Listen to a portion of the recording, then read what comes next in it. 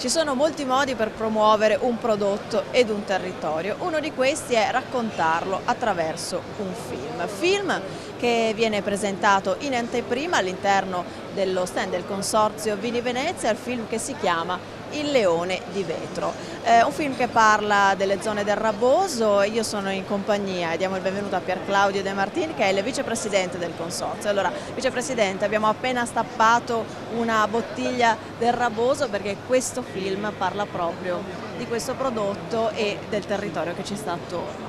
Sì, è una cosa estremamente importante perché il Raboso è il vino, al di là del DOC Malanotte, che è alla piramide qualitativa delle nostre produzioni, è il vino che rappresenta un po' le radici viticole del nostro territorio. Il fatto che questo messaggio sia veicolato attraverso un film è estremamente importante, nel senso che abbiamo visto come un film, una fiction televisiva, pensiamo subito a Un passo dal cielo, riesce a promuovere un territorio con maggiore efficacia rispetto a quanto possa farlo qualsiasi strategia di comunicazione messa in piedi dal Consorzio.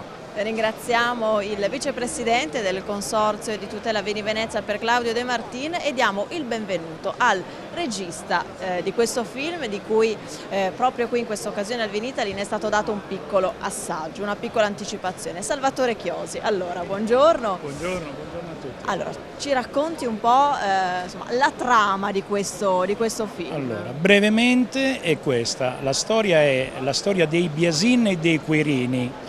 Precisamente i Biasin sono dei viticoltori e i Querin è una famiglia nobile decaduta, cioè che sta un po' proprio sulla via della bancarotta, pur avendo dei terreni e delle vigne.